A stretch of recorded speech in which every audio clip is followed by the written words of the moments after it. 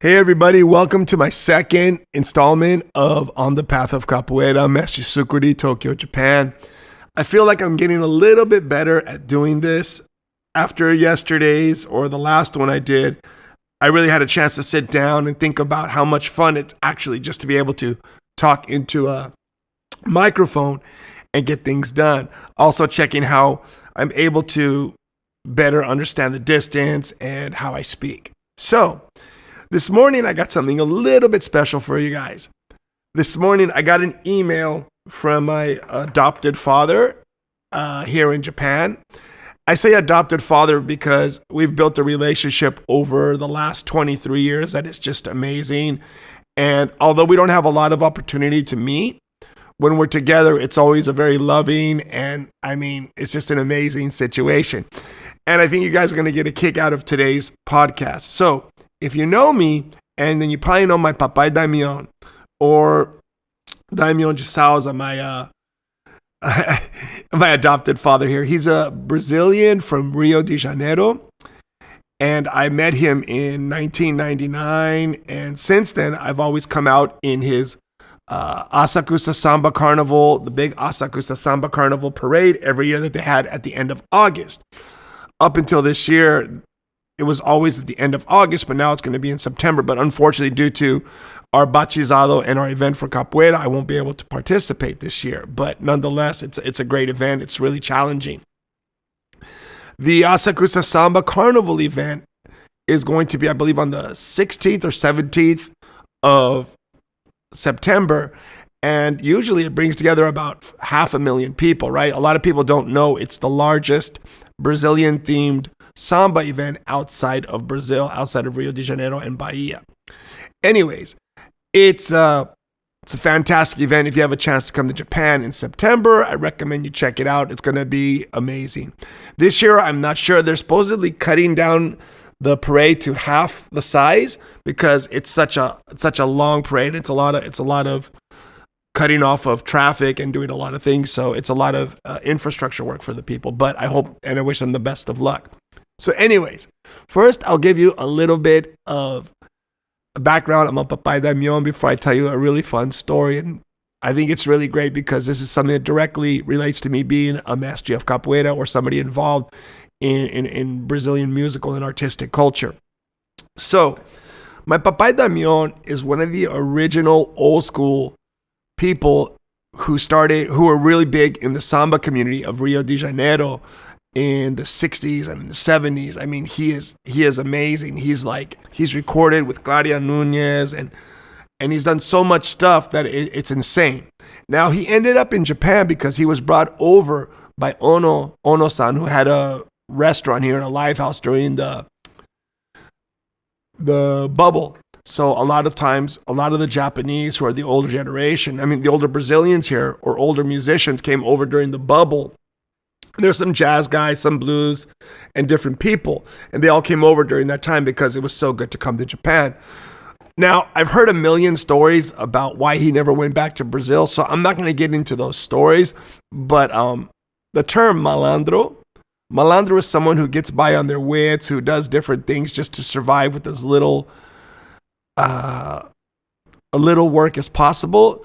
I think fits him. He is literally the old school malandro from Rio de Janeiro, and I just can't imagine how crazy he must have been. I think it's funny to mention, though, this is supposedly, we know that he was a really well-known musician. He's called Caju da Cuica. Cuica is a small drum that you play, and he's really famous for playing that. And even today, he's still amazing at his age. I want to say he's 80 now. And he still travels and plays music. And when he was traveling all over Brazil when he was younger, he played with like really famous people. He was in the background and his band was really well known, to the point that what we know of right now is that he has at least 25 kids he's fathered. Okay. Now that is some old school crazy stuff. And I'm not saying that, I would want to do that, but wow, it's crazy that, times have changed so much. And finally, when he came to Japan, he settled down, and he told me one night that, he has like 25 kids that we know of. And I guess, when you're a really famous musician, you're just traveling all over Brazil and the world, and you have no responsibilities back then, no way to, enforce, I guess, taking care of the kids, that it doesn't really matter back then. But now, of course, times have changed and responsibilities have changed. But one thing that I think is really interesting, that he ended up getting married here in Japan, and he's been in Japan for the last 30 years, and he's one of the first people who brought samba to Japan. So, and the whole thing I want to talk today about is something that's very important also for capoeira people, and I might get into the second story, but I'm going to go with this story first so it continues and makes sense. So capoeira is like anything that takes long term, right? You're going to do it for many years. And if you've been doing it for 10 years, 20 years, 30 years, then you realize that you're part of a community, and someone always knows someone, especially in the Brazilian community. For me, I find that a little bit more, the community a little bit smaller, because there's not that many people who converse in the way I converse with a lot of the older masters and the older generation of samba and stuff, people I meet. The way I speak Portuguese is a little bit, for lack of a better word, it's a little bit more informal. And I've picked up a lot of vocabulary that musicians or that is really, part of the capoeira lexicon, right? So one of my favorite stories is like my Papai Daimion and me, we were talking about 11 years ago, and I was thinking, okay, I'm going to do the first BCAC, which was the Brazilian Culture and Arts Congress. I did it here in Japan. We did it over at the Yokohama Country Club. And I put a lot of work into it. It was one of the biggest events that I'd ever done, and it was a lot of work. I brought about 10 people from all over the world, including, Carlinhos Pandeiro de Ouro, and a very famous musician, right? Pandeiro player. And a lot of people came out and helped, and we did a really fantastic weekend event. Now, what I want to tell you guys is that when you become part of the Brazilian cultural community, I guess this is one way to know that you're part of it in a good way, right? A lot of people, there's no way to define what level you're part of anything, right? Because you're either part or you're not. And some people think you are. Some people don't want you. And, you can't really deal with all that stuff, but you can deal with how you present yourself. So part of being part of the capoeira community, and more importantly, the Brazilian artistic community here. And when I say Brazilian artistic community, I'm talking about because there's so few non-Japanese Brazilians who do anything cultural here, that it's really easy to pretty much know everybody in Japan. And me in Tokyo, where most of the Brazilian musicians or professional Brazilian musicians are, I pretty much know everybody. Or I know somebody who knows them and they know me. And when we meet, it's like, oh, I've heard of you. It's great. It's fantastic. Okay. So my Papai Damion and I were talking, and I said, hey, look, I'm thinking about trying to get some sponsorship from Contemporânea. Contemporânea is probably the biggest Brazilian percussion company in Brazil, and they sell stuff all over the world. Their logo is really well known, and it's just really big, right? And at the time, I'd never done anything like trying to get sponsorship, because sponsorship in Japan has to be done through the marketing. Japan doesn't have the NPO status that we have in, like, say, the United States or in England or in Australia, for somebody can donate and it's 100% tax deductible. So companies here look more at the way you donate in a marketing campaign. They're more like paying for a show or paying for an event or something, because they have to be able to write it off as an expenditure in marketing. So I was looking outside of Japan to see what I could get, and I was hoping to get a few instruments. And I remember calling to Contemporânea and talking to the marketing director and saying, hey, look, I'm going to be doing this event in Japan. I'm hoping to bring together a lot of different people interested in samba and Japanese, in Japan, a lot of the different people who are interested in samba, capoeira, Afro-Brazilian dance, because we also bought two famous Afro-Brazilian dance teachers here. Rosangela and Carlos Afro from Belo Horizonte. So it was an amazing event. And I'd gone through some of the list and I'd gone through some of this, and the guy was really professional, and we were talking. It was very formal Portuguese. And then at the end of everything, after I had confirmed that he was going to be sending me some instruments so that I could help with the event, he goes, by the chance, do you know if Daimion de Souza will be participating in the event? And I said, Daimion's in Portuguese, I just lost it. And I go, oh, Daimion's my dad. Like, it's like literally it would be like, Daimion's my daddy, my papa. He's my boy. He's my boy. And the guy's tone just changed, and he goes, basically, Daimion is kind of like, one of the people who helped originally design some of the instruments, and someone who's really connected to the family and to the owner of contemporânea music. After that, the relationship just became amazing. And I was able to get actually more. I got more from them for the event than I thought I would get. I got something like 40 panderos with cases, all with the BCAC logo. I think it was about 20. Then I got like 5 chimbals that I was able to sell to raise some money for the event. And it all came together, and it was all the result of the good relationships that I had grown in capoeira and in the Brazilian community, especially in the Brazilian music and artistic community.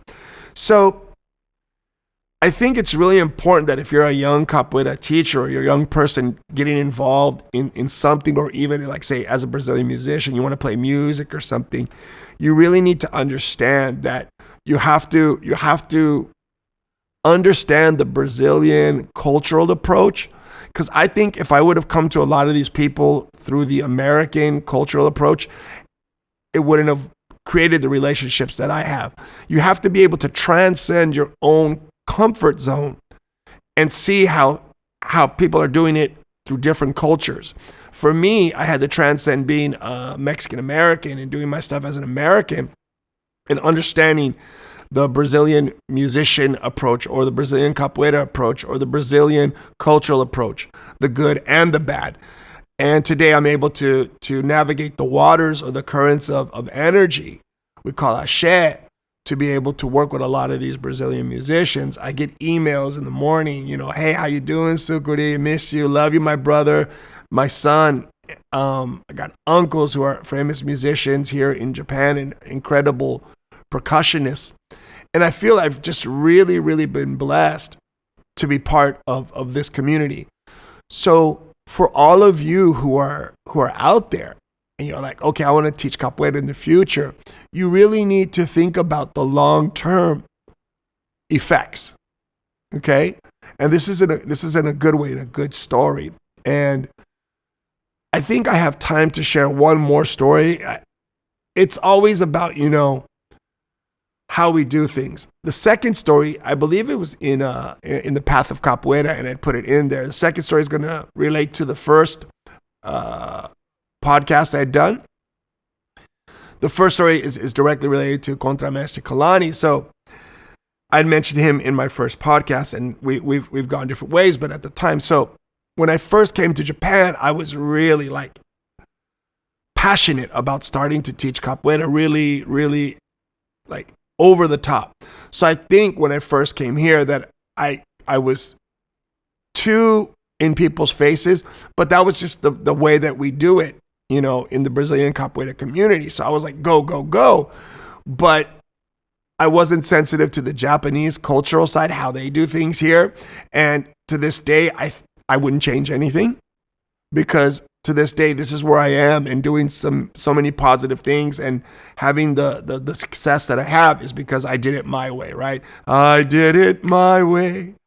But I would have to really say, these long-term relationships are important. So I remember, some of the people I had rubbed wrong. There was one young guy, and I can't really remember his name because it was so long ago.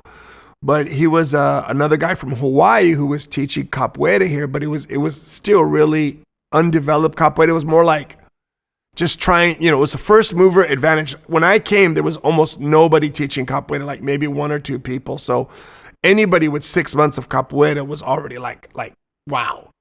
So, and you could do it here. You could just teach. So it was no problem. You could find a studio and just start teaching. I'm not saying I was extremely qualified, but I came with the intent of teaching. So I'd prepared myself and I'd studied, and I came with books. I came with, things to teach and to plant the seed of capoeira here. So this one guy I heard didn't like me. I didn't really care because I was a little bit old school at that time. I was like, hey, look, if you don't like me in capoeira, let's resolve the problem in the roda. And that's just the way it was. And now I realize, we could have talked about it, but I realized we couldn't really talk about it because that guy also kind of freaked out and went his own way and had a lot of problems. Same as I was talking about contra Mestre Kalani. You making the wrong choices or creating the wrong dynamics in your life to move forward. You're just making mistakes and you're hustling. And when you hustle in capoeira, it's a little more difficult. For example, you can't pretend to be a black belt in Brazilian jiu-jitsu if you're not. It's the same thing. It takes time. I got some friends who do jiu-jitsu for a lot of years, and it takes time. You start to know people. You start to know the situation. You can tell someone as a black belt. If not, you're going to end up getting called out. And in capoeira, that used to be more common. It's very common within the Brazilian community. I mean, it's very conflictual and competitive. So back to the story, the guy was like, oh, I got this friend coming from Hawaii. He's really good. Sukriti's not that good. People want to put you down when they're jealous of what you do. And he goes, when he comes here, I'm sure he's going to show, he's going to show him out. This is what I'd heard from another person who was directly involved in the drama of the time. So I couldn't really care. I was like, whoever comes, like when I heard this, I was like, whatever. And, but I heard this, that the guy hated me. I never even paid attention. I think he was just jealous, but I never paid attention. And we were in Aoyama here in Tokyo in a nice area. And my friend at the time, I want to say, was it Dan? I can't remember because it was a short relationship, but like, he goes, oh, we're going to go meet this guy and he's going to, he's got a friend who's visiting, who's going to be doing some workshops, really good at capoeira. And I was like, cool, let's go. I wasn't paying attention. At this time, I didn't know there was any drama behind the scenes. And I was walking up the stairs. All I hear is, Sukuri! Really loud. And somebody jumps on me and gives me the biggest hug. And I realized at the time, this is like, I want to say 2000, maybe. Oh, I can't remember, 2002, 2001, maybe. I'm not sure, but like, it turns out it was contra Mestre Kalani, who was Kalani at the time. And he was just like, I was so happy to see you because we had actually met in Hawaii and we had a little bit of a hard roda. And I was just like, hey, look, I'm just playing capoeira, whatever. And I talked man to man and everything worked out. So he was so happy to see me. Later, I found out the guy who had brought him over, the guy who didn't like me, pretty much just jaw dropped. And he was like, oh, I can't believe, like he knew him. And it's like, so all his little plotting had just got thrown out the window. It's another example of building relationships in the capoeira world, especially in something that is so small long term, because to really be part of capoeira is going to take a lot of years. Finally, I want to close out here by saying, I say things and I'm hoping that it affects people in a positive way, even though I might bring up some things that are not, just always in a good nature, but sometimes negative. It's because I'm reflecting on them. I'm not trying to put anyone down, and I hope you guys understand that. So I'll get this up soon, and I hope you guys like it. Part 2, on the path of capoeira.